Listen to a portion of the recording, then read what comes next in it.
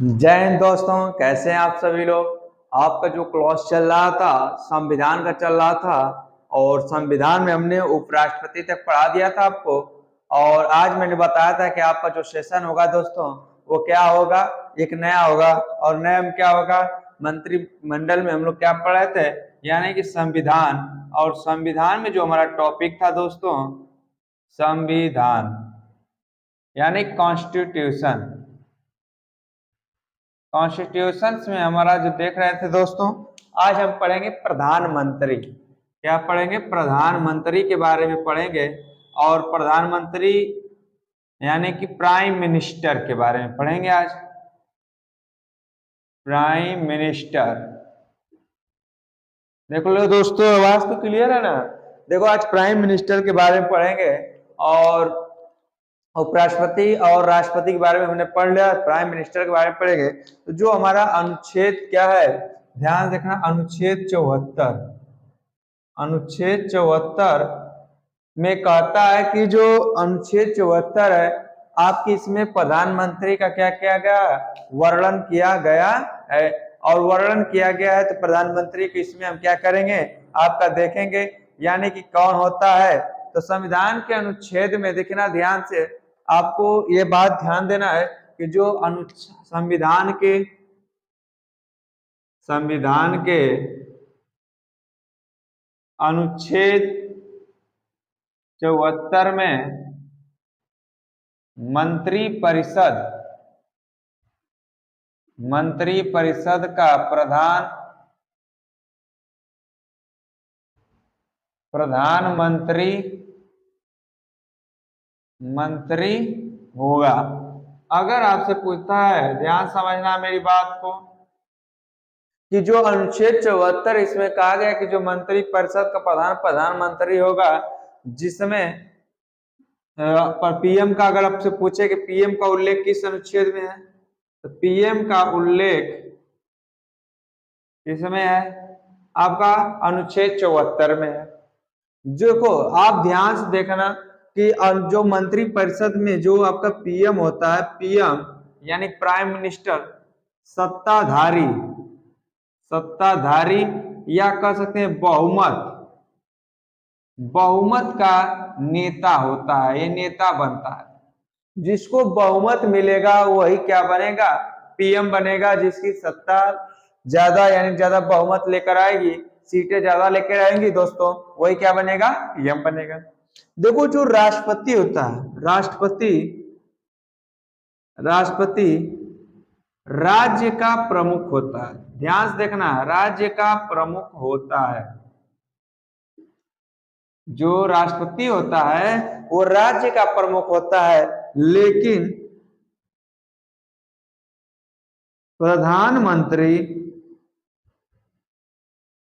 प्रधानमंत्री किसका, सरकार का प्रमुख होता है।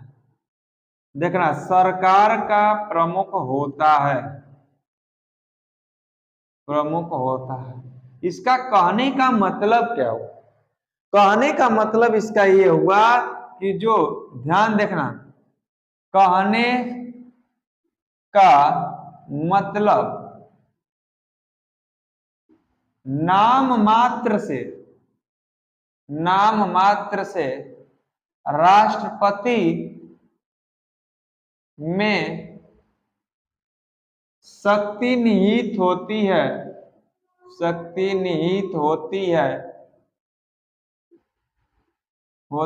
लेकिन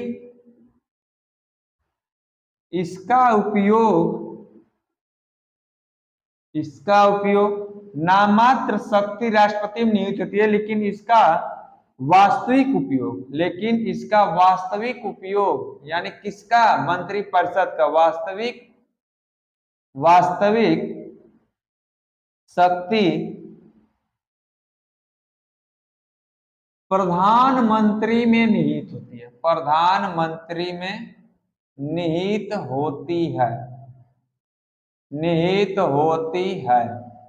आपको ये पॉइंट ध्यान देना है।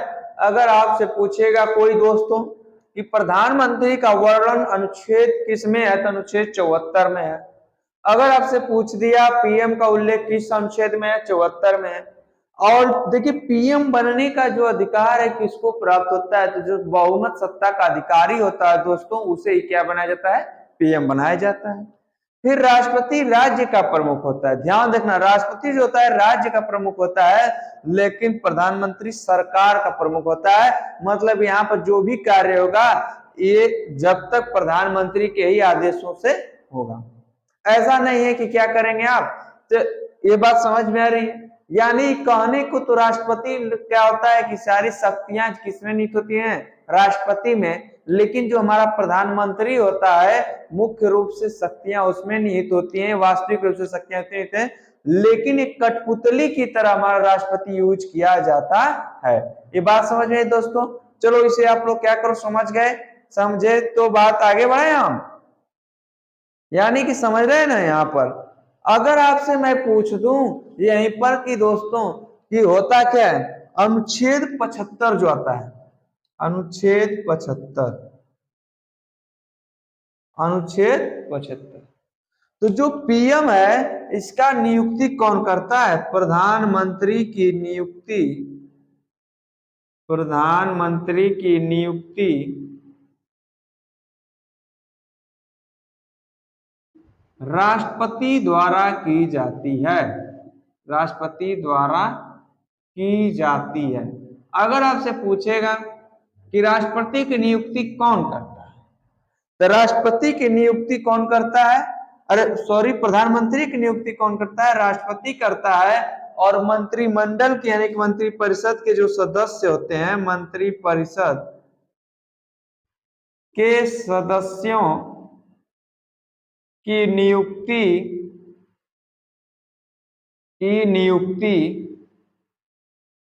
पीएम, पीएम मतलब प्राइम मिनिस्टर, प्रधानमंत्री की सलाह पर राष्ट्रपति करता है। करने को राष्ट्रपति करता है, लेकिन किसकी सलाह पर, अब जो इसके मंत्रिपरिषद के सदस्य होते हैं उनकी नियुक्ति पीएम की सलाह पर राष्ट्रपति करता है। अगर आपसे पूछेगा कि किसकी सलाह पर राष्ट्रपति मंत्रिपरिषद के सदस्यों की नियुक्ति करता है, तो प्रधानमंत्री के, लेकिन प्रधानमंत्री की नियुक्ति कौन करता है, राष्ट्रपति। और राष्ट्रपति किसकी नियुक्ति करेगा, जो सत्ताधारी होगा, यानी जो अधिक से अधिक बहुमत प्राप्त किया रहेगा उसे ही पीएम बनाएगा। बात समझ में आई दोस्तों, पूरी बात क्लियर हो रही है, अगर क्लियर हो रही है तो आगे मैं बढ़ूं। इतनी बात समझ में आई, चलो अब उतारना उतार लो, आप स्क्रीनशॉट ले लो, मैं हट जा रहा हूं साइड से, थोड़ा स्क्रीनशॉट ले लो।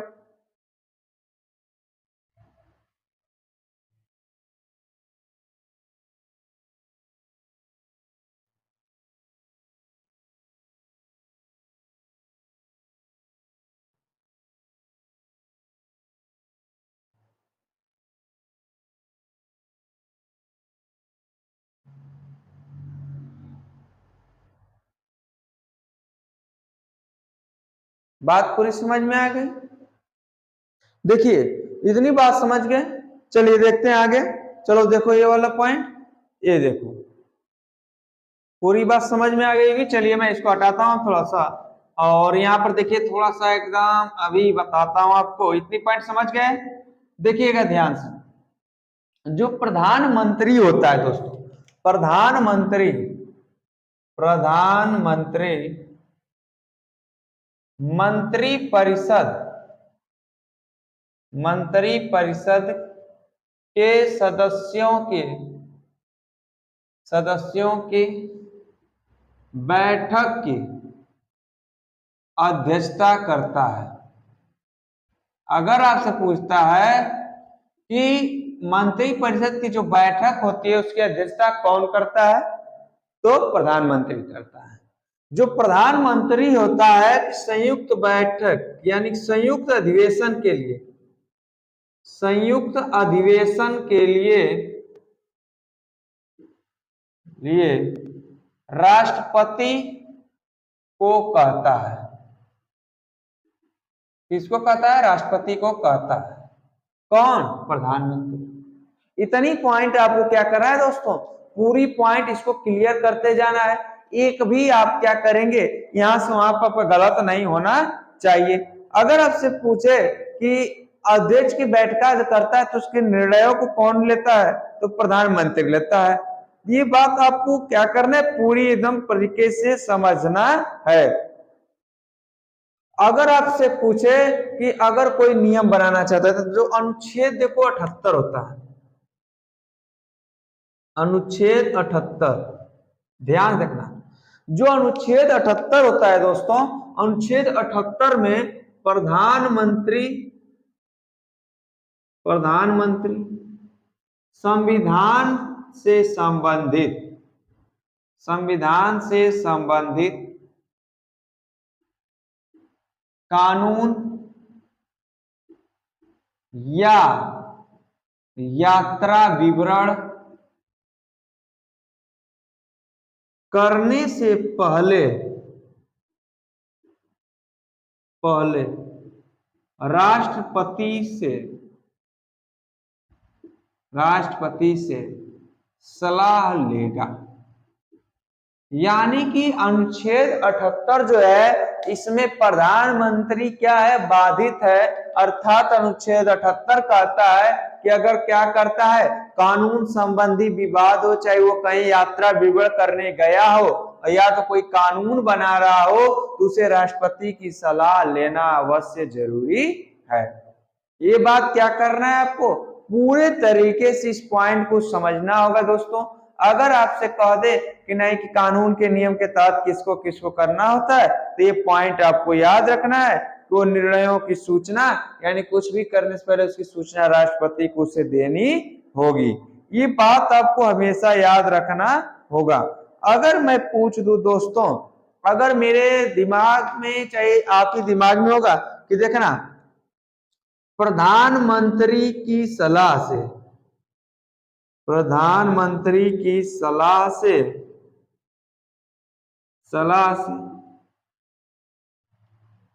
देखना, भारत के महान्यायवादी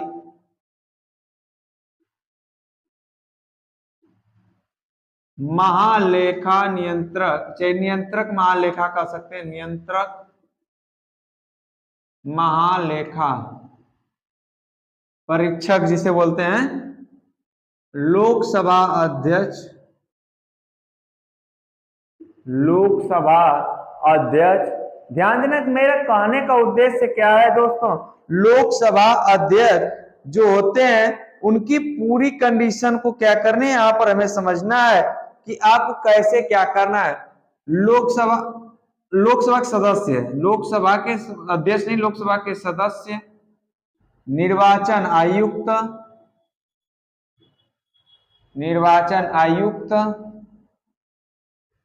एवं, ध्यान रखना, एवं देखो, प्रधानमंत्री की सलाह से भारत के महान्यायवादी, नियंत्रक महालेखा, लोकसभा के सदस्य, निर्वाचन आयुक्त एवं यूपीएससी के अध्यक्ष, या समझ रहे हैं यूपीएससी मतलब, यूपीएससी के अध्यक्ष की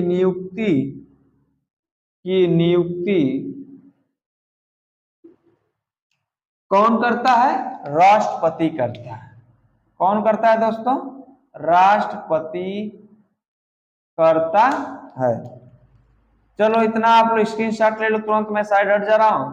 स्क्रीनशॉट ले लो दोस्तों, इसे आप स्क्रीनशॉट ले लो दोस्तों, तुरंत स्क्रीनशॉट लो, मैं साइड हो गया।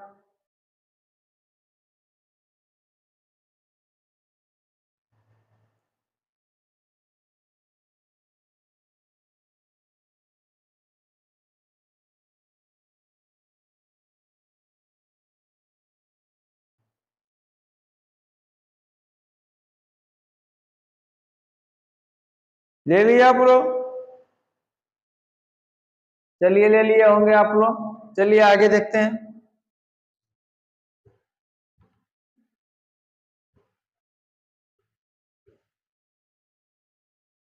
चलो देखो दोस्तों, जो राज्य के राज्यपालों की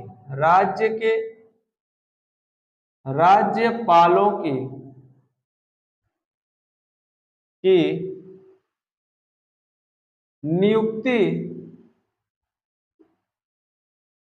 प्रधानमंत्री की प्रधानमंत्री की सलाह पर की जाती है। अगर आपसे पूछे कि प्रधान, देखिएगा ध्यान से यहाँ पर कि राज्य के राज्यपालों की नियुक्ति किसकी सलाह पर की जाती है, तो प्रधानमंत्री की सलाह पर की जाती है। एक बात याद रखना, नीति आयोग का जो अध्यक्ष होता है, नीति आयोग का अध्यक्ष, नीति आयोग का अध्यक्ष, जो नीति आयोग का अध्यक्ष होता है वो कौन होता है, प्रधानमंत्री होता है। अगर आपसे पूछे नीति आयोग का पुराना नाम क्या है, तो पुराना नाम क्या है नीति आयोग का, योजना आयोग।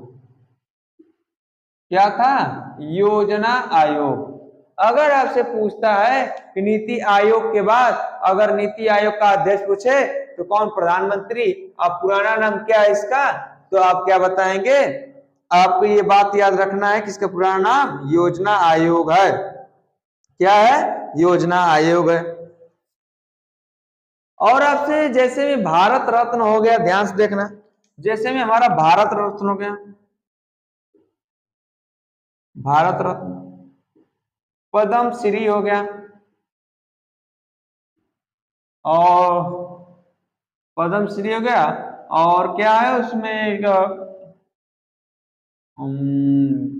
देखो, हाँ देखो भारत रत्न, पद्म श्री और परम भूषण, आपका क्या है, आपका कंडीशन ये होनी चाहिए कि आपका क्या हो रहा है, जैसे में पद्म भूषण है, पद्म भूषण है, पद्म विभूषण, हाँ पद्म, पद्म भूषण, पद्म भूषण या पद्म विभूषण की उपाधि का वास्तविक तौर पर प्रधानमंत्री, ध्यान से देखना, ये जो मैं बता रहा हूं भारत रत्न, पद्म श्री, पद्म भूषण, पद्म विभूषण की उपाधि का वास्तविक तौर पर प्रधानमंत्री द्वारा ही नियमित किया जाता है। अगर आपसे पूछेगा, ध्यान से देखना, अगर मैं पूछ दूं कि जो भारत रत्न, पद्म श्री, पद्म भूषण, पद्म विभूषण की उपाधि का वास्तविक प्रधानमंत्री द्वारा नियमित किया जाता है कि किसको दिया जाएगा और किसको नहीं दिया जाएगा, ये बात आप ध्यान रखना। इस पॉइंट को वेरी मोस्ट इंपॉर्टेंट की तरह अगर पूछ दे, नीति आयोग का अध्यक्ष कौन होता है, प्रधानमंत्री होता है। राज्य के राज्यपालों की नियुक्ति किसकी सलाह की जाती है, प्रधानमंत्री की सलाह पर। भारत रत्न, पद्म श्री, पद्म भूषण, पद्म विभूषण की उपाधि वास्तविक तौर पर किसमें निहित होती है, तो आप किसमें निहित होती है, आप कौन नियमित करेगा, प्रधानमंत्री नियमित करेगा। बात समझ गए दोस्तों। चलिए आपको अगला बताता है, और अगर आपसे पूछे, ध्यान देखना, अगर आपसे पूछते कि प्रथम प्रधानमंत्री कौन थे, प्रथम प्रधानमंत्री, तो जो हमारे प्रथम प्रधानमंत्री कौन थे, जवाहरलाल नेहरू। जवाहरलाल नेहरू को बच्चे प्यार से क्या कहते थे, चाचा नेहरू, चाचा नेहरू। और इनकी एक बुक भी थी, भारत की खोज अर्थात डिस्कवरी ऑफ इंडिया। अगर आपसे पूछेगा कि डिस्कवरी ऑफ इंडिया बुक के लेखक कौन है, तो आप किसका नाम बताएंगे, जवाहरलाल नेहरू के, अर्थात जो प्रथम प्रधानमंत्री थे जिनका प्यार से बच्चे क्या कहते थे, चाचा नेहरू। और प्रथम महिला प्रधानमंत्री, तो प्रथम महिला प्रधानमंत्री कौन थी, श्रीमती, इस तरीके से इंदिरा गांधी थी, जो हमारी क्या थी, पहली महिला पहली महिला प्रथम महिला थी। अगर आपसे पूछ दे प्रथम गैर कांग्रेसी, ध्यान रखना, गैर कांग्रेसी का मतलब कांग्रेस पार्टी से नहीं थे, अर्थात इनके अलावा छोड़कर जो प्रथम गैर कांग्रेसी प्रधानमंत्री थे कौन थे, तो मोरारजी देसाई थे। ये आपको एग्जाम में आ चुका है, क्वेश्चन पूछा था कि प्रथम गैर कांग्रेसी प्रधानमंत्री कौन थे, तो आपके कौन थे, मोरारजी देसाई थे। बात समझे दोस्तों, समझे दोस्तों। देखो अगर आपसे पूछे ध्यान से, ये समझ गए बात को, देखना अगर आपसे पूछ दे कि लोकसभा का सामना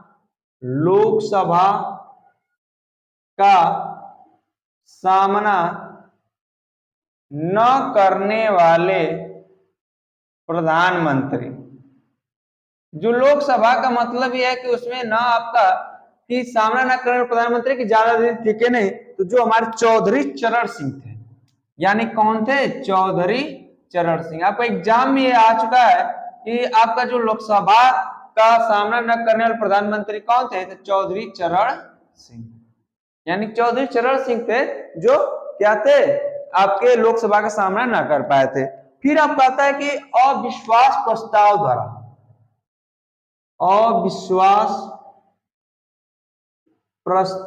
द्वारा हटाए गए प्रधानमंत्री, तो जो अविश्वास प्रस्ताव द्वारा हटाए गए मंत्री थे उनका नाम था विश्वनाथ सिंह। यानी विश्वनाथ सिंह को क्या किया गया था, अविश्वास प्रस्ताव से क्या कर दिया गया था, इन्हें हटा दिया गया था। यानी कि इन्होंने क्या किया था, अपना मत खो दिया था, यानी कि इनकी सत्ता क्या हो गई, संभाल नहीं पाए थे, अर्थात अविश्वास प्रस्ताव पारित कर इन्हें हटा दिया गया। आपसे एक क्वेश्चन और पूछता है दोस्तों कि सबसे कम समय तक पद पर रहने वाले प्रधानमंत्री, यानी कि ऐसे कौन थे जो सबसे कम दिन से प्रधानमंत्री के पद पर रहे, तो हमारे थे कौन, अटल बिहारी वाजपेयी, जो कितने दिन मात्र रहे थे, 13 दिन। यानी कि जो हमारा 13 दिन था, यानी कि मात्र कितने दिन, आपके 13 दिन रहे थे, यानी कि हमारा जो 1996 में मात्र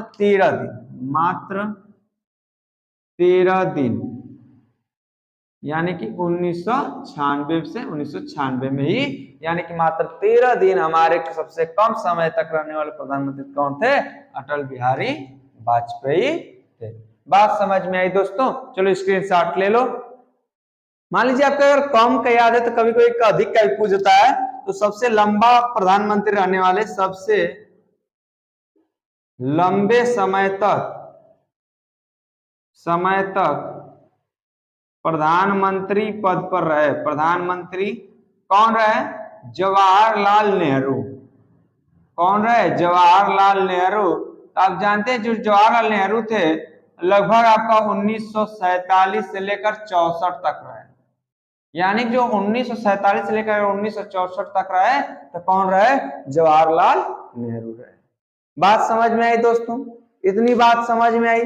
चलो आगे देखते हैं। अगर आपसे पूछ दूं कैसे कौन से एकमात्र प्रधानमंत्री जो किसी भी सदन के सदस्य नहीं थे, कौन था वो, तो पीवी नरसिम्हा राव जो थे जब प्रधानमंत्री बने तो किसी भी सदन के सदस्य नहीं थी। चलो स्क्रीनशॉट ले लो, जल्द स्क्रीनशॉट ले लो, ले लिए। चलो आगे देखो, हो गया है, चलिए देखते हैं आगे। देखिए यहां पर दोस्तों,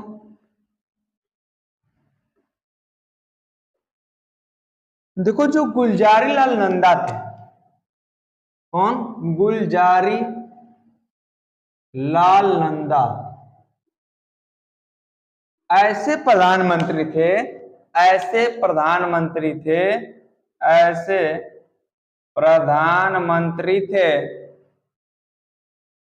जो राज्यसभा के सदस्य थे। एक क्वेश्चन आता है राज्यसभा के ऐसे कौन सदस्य थे जो प्रधानमंत्री थे, अर्थात गुलजारी लाल नंदा। अब हमारे पहले डॉक्टर मनमोहन सिंह जो प्रधानमंत्री थे, यानी कि 2004 से लेकर 2014 तक, यानी कि 2004 से लेकर 2014 तक हमारे कौन थे, यानी कि डॉक्टर मनमोहन सिंह। लेकिन इसके बाद कौन आया, इसके बाद जो आए नरेंद्र मोदी जी, और नरेंद्र मोदी जी कार्यकाल कब से संभाले हुए, 26 मई 2014 से अब तक अभी यही बने हुए हैं। यानी कि जो हमारे प्रधानमंत्री हैं नरेंद्र मोदी जी, वो 26 मई 2014 से अब तक कार्यभार को क्या किए हुए, संभाले हुए। आप ये बताओ पूरा पॉइंट समझ में आया कि नहीं दोस्तों? आप ये बताओ पूरी पॉइंट समझ में आई? देखो दोस्तों, ये मैंने पूरी बात बताई, लेकिन अब जो बताने जा रहा हूं दोस्तों, आपको पूरा फैक्ट बताने जा रहा हूं। अभी तक हम लोग पढ़ रहे थे, भी फैक्ट ही था, लेकिन अब जो बताने जा रहा हूं ध्यान से समझने की कोशिश करना है। ऐसे प्रधानमंत्री जिनकी पद पर रहते हुए मृत्यु हुई थी। तो 3 प्रधानमंत्री ऐसे थे कि ध्यान देखना कौन कौन थे, यानी कि हमारे जवाहरलाल नेहरू,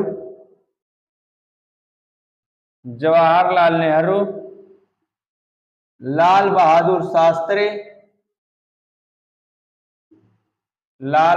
शास्त्री और हमारी इंदिरा गांधी। कौन? इंदिरा गांधी। ये 3 लोग ऐसे थे दोस्तों कि आपके क्या हुए कि पद पर रहते हुए इनकी क्या हो गई थी, मृत्यु हो गई थी। लेकिन मृत्यु हुई थी तो आपको ये पॉइंट याद रखना है कि यानी कि किसके कार्यवाहक राष्ट्रपति जैसे चुना जाता था, उसी प्रकार कार्यवाहक प्रधानमंत्री भी चुना जाता था। ध्यान देखना, मैं जो बताने जा रहा हूं, ये 3 ऐसे लोग थे कि जिनके पद पर रहते हुए मृत्यु हो गई। जब ये मर गए तो इनका एक कार्यवाहक प्रधानमंत्री बना। कार्यवाहक यानी कि इनकी मृत्यु के बाद कार्यवाहक प्रधानमंत्री का जो रोल अपनाया वो हमारे कौन थे, गुलजारी लाल नंदा। ध्यान से देखना है दोस्तों, जो गुलजारी लाल नंदा थे, गुलजारी लाल नंदा, इन्होंने 2 बार कार्यवाहक प्रधानमंत्री के रूप में क्या किया, कार्यभार को संभाला दोस्तों। किसके पर? जवाहरलाल नेहरू के और लाल बहादुर शास्त्री के। लेकिन इंदिरा गांधी के जब मृत्यु हुई तो इनका कार्यवाहक प्रधानमंत्री कौन था? कार्यवाहक प्रधानमंत्री राजीव गांधी थे। कौन थे? राजीव गांधी। आपको पॉइंट याद रखना है दोस्तों कि ऐसा कौन सा था कि आपका कार्यवाहक प्रधानमंत्री के रूप में कार्यभार संभाला था। तो आप इन दोनों का नाम आपको याद रखना है कि 3 लोग ऐसे थे जिनकी क्या हुई थी, पद पर रहते हुए मृत्यु हो गई थी, जिनको जवाहरलाल नेहरू और लाल बहादुर शास्त्री के मृत्यु होने के बाद कार्यवाहक प्रधानमंत्री के रूप में 2 बार, यानी कि एक बार जवाहरलाल नेहरू और एक बार लाल बहादुर शास्त्री के कार्यवाहक प्रधानमंत्री के रूप में गुलजारी लाल नंदा थे और इंदिरा गांधी के रूप में राजीव गांधी। लेकिन एक कंडीशन और बनती है दोस्तों, जब लोकसभा का चुनाव होने वाला था, यानी कि जब लोकसभा का आपका क्या होने वाला था, चुनाव होने वाला था, तब देखो दोस्तों जो बताने जा रहा हूं उसी पूरी पॉइंट को बहुत ध्यान से सुनना। मैं अगर पूछ दूं, अगर जो, हाँ देखो, हाँ राजीव गांधी की मृत्यु लोकसभा चुनाव के दौरान हुई थी। अगर आपसे पूछ दे दोस्तों कि राजीव गांधी की मृत्यु कब हुई थी, तो उस समय लोकसभा चुनाव का दौरान था, उसी समय इनकी मृत्यु हो गई। आपको ये पॉइंट क्या करना है दोस्तों, याद रखना। अगर आपसे दोस्तों अगर पूछ दे एक पॉइंट कि लाल बहादुर शास्त्री की मृत्यु कहाँ हुई थी, तो लाल बहादुर शास्त्री की मृत्यु भारत से बाहर ताशकंद में। एक क्वेश्चन आ चुका है कि लाल बहादुर शास्त्री की मृत्यु कहाँ हुई थी, तो लाल बहादुर शास्त्री की मृत्यु भारत से बाहर ताशकंद में हुई थी। कहाँ हुई थी, आपको ताशकंद में हुई थी, यानी कि लाल बहादुर शास्त्री की मृत्यु ताशकंद में हुई थी। अगर पूछ दे कि कब हुई थी, तो आपका जो मृत्यु हुई थी 11 जनवरी 1966 में हुई थी। यानी कि मृत्यु कब हुई थी, 11 जनवरी 1966 में हुई थी। पूरी बात इतने समझ में आई दोस्तों। एग्जाम में आपको पॉइंट ही याद रखना होगा दोस्तों, कब क्या हुआ था, इसलिए याद रखना होगा कि वेरी मोस्ट इंपॉर्टेंट है दोस्तों। चलो आपको एक चीज और बता देता हूं कि जो इतना स्क्रीनशॉट मारो, तुरंत मारो स्क्रीनशॉट, मैं तुरंत बताता हूं। चलो स्क्रीनशॉट हो गया ना, आगे देखो। देखो आप ले लिए होंगे स्क्रीनशॉट, आगे देखिए।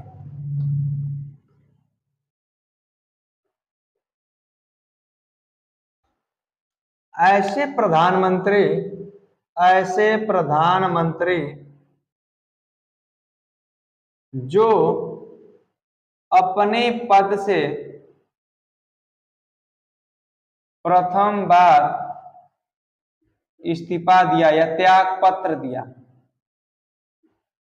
तो जो मोरारजी देसाई थे, इन्होंने क्या अपने पद से ही त्याग कर दिया, यानी प्रधानमंत्री पद से त्याग दे दिया। यानी प्रथम कौन थे, मोरारजी देसाई। और मैंने बताया कौन थे, प्रथम गैर कांग्रेसी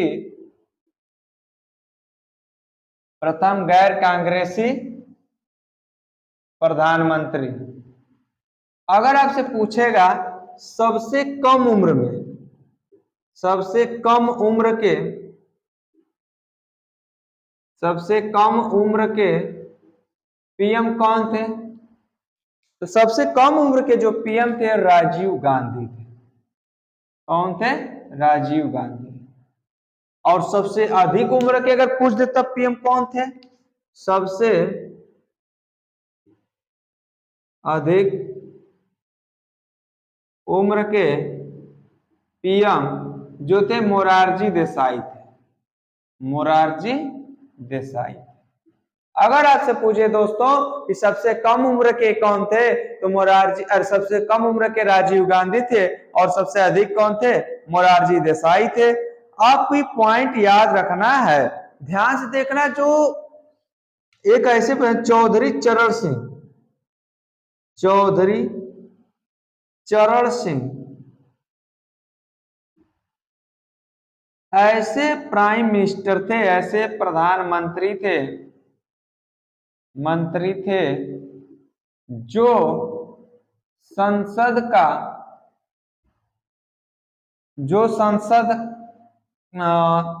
चौधरी चरण सिंह जो थे ऐसे प्रधानमंत्री जो संसद में एक बार भी नहीं बैठे थे। यानी कि संसद में आपको आ सकते हैं, इससे कि संसद में आपको पूरा एक कंडीशन बन जाए कि हाँ कि कौन ऐसे प्रधानमंत्री थे कि कौन संसद का प्रधानमंत्री जो संसद का एक बार भी अपने कार्यकाल में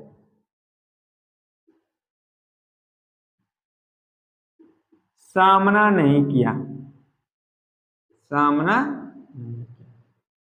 आपको ये पॉइंट याद रखना है दोस्तों, एग्जाम में आएगा तो आप गलत थोड़ा सा भी नहीं करेंगे। ठीक है दोस्तों, चलो स्क्रीनशॉट ले लिए, चलो आगे देखो। चलिए दोस्तों, आप समझ में आ गए हो गए, चलिए आगे देखते हैं, ध्यान देखना। विश्वास मत न प्राप्त करने से पहले, विश्वास मत न प्राप्त करने से पहले मतलब इनको अभ्यास हो गया कि मैं क्या करूंगा कि लोकसभा में विश्वास मत नहीं प्राप्त कर पाऊंगा, उससे पहले ही चौधरी चरण सिंह और अटल बिहारी वाजपेयी ने त्याग पत्र दे दिया,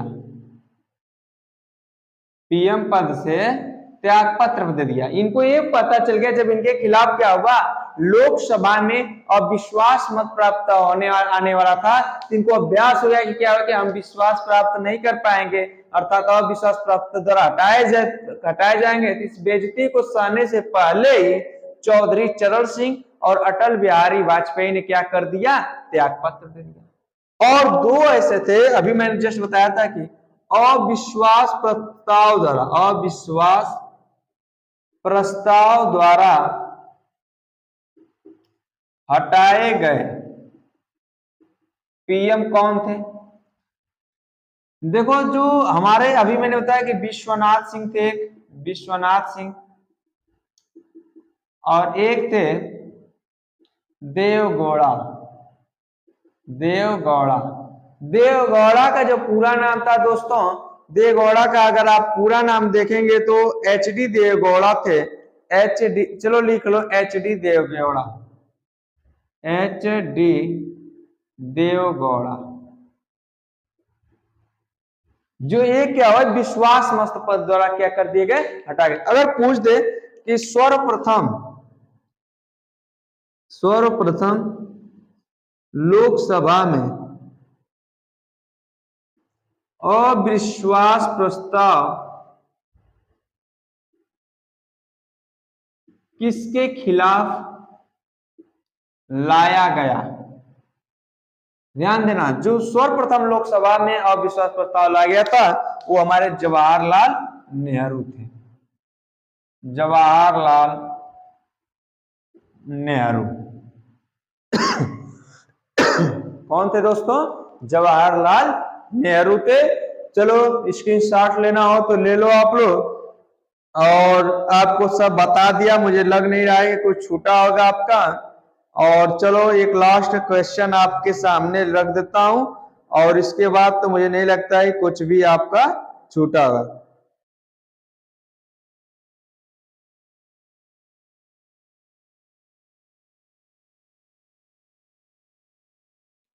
चलो लास्ट ये है, ये हमको लगता है केंद्रीय मंत्रिमंडल में प्रथम महिला, अगर प्रधानमंत्री पूछेगा तो आपका कौन होगा, इंदिरा गांधी। लेकिन केंद्रीय मंत्रिमंडल प्रथम महिला राजकुमारी अमृता कौर, राजकुमारी अमृता कौर। ये आपको पॉइंट क्या था, हो गया पूरा। और आपका पूरा टोटल मैंने क्या किया, प्रधानमंत्री के बारे में बता दिया। और आपके एग्जाम में जो क्वेश्चन आने वाले थे उस सभी मैंने क्या कर दिया दोस्तों, आपको पूरा का पूरा बता दिया। तो आप क्या करेंगे, आप याद करें जाएंगे, आप कितना पूरा क्या क्या कर रहे हो। हाँ चलो ठीक, यहाँ मंत्री छूट गया पहला, इतने तो अपने से भी कर सकते हैं आप लोग। देखो केंद्रीय मंत्रिमंडल प्रथम महिला मंत्री कौन थी, राजकुमारी अमृता कौर। ये हमारा टॉपिक पूरा था दोस्तों। इसमें तीन चीज याद रखना दोस्तों, आपके एग्जाम में अधिकतम बार आती है, यानी कि 74, 75 और 78। और जो हमारा महान्यायवादी है उसके बारे में पढ़ाएंगे अभी। यहाँ अभी पूरे लाइन थोड़ा सा ज्यादा नहीं उसमें पढ़ाऊंगा, लेकिन पढ़ाऊंगा, आपका क्लास काफी लंबा हो जाएगा ऐसे। और ये था पूरा प्रधानमंत्री का टॉपिक, जिसमें दोस्तों आपको 3 पॉइंट क्या करना है, अनुच्छेद याद रखना है। यानी कौन कौन अनुच्छेद याद रखना है आपको, एक अनुच्छेद ध्यान देना, एक अनुच्छेद कौन सा, 74, इसमें प्रधानमंत्री का उल्लेख है। किसका उल्लेख है? प्रधानमंत्री का उल्लेख। अनुच्छेद 75, इसकी नियुक्ति पीएम की नियुक्ति कौन करेगा? राष्ट्रपति करेगा, और राष्ट्रपति पीएम के अन्य मंत्रिमंडल के सदस्यों की नियुक्ति करेगा। और एक अनुच्छेद 78 आपको याद रखना है कि जो अगर कोई भी कार्य प्रधानमंत्री अगर करता है, कोई भी कार्य पीएम करता है तो इसकी सूचना राष्ट्रपति को देगा, राष्ट्रपति को देगा। ये पॉइंट आपको याद रखना है दोस्तों। इसमें मैंने जितने आपके एग्जाम में आने वाले क्वेश्चन थे दोस्तों, मैंने सब करा दिया। और ये आपका क्लास आपको अगर अच्छा लग रहा होगा दोस्तों, पूरी पॉइंट अगर समझ में आई हो दोस्तों, तो आप चैनल को सब्सक्राइब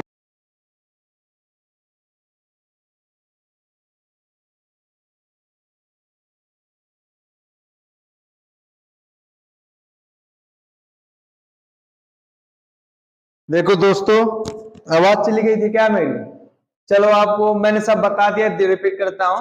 विश्वास मत न पाने के विश्वास गया यार, हाँ, विश्वास मत न पाने से पहले चौधरी चरण सिंह, अटल बिहारी वाजपेयी ने क्या कर दिया था? आपका त्याग पत्र दे दिया था। यानी जान गए कि हम क्या करें, विश्वास नहीं प्राप्त कर पाएंगे, तो उससे पहले चौधरी चरण सिंह और अटल बिहारी वाजपेयी ने क्या कर दिया। और अविश्वास प्रस्ताव द्वारा हटाए गए पीएम कौन थे? विश्वनाथ सिंह और एच.डी. देवगौड़ा।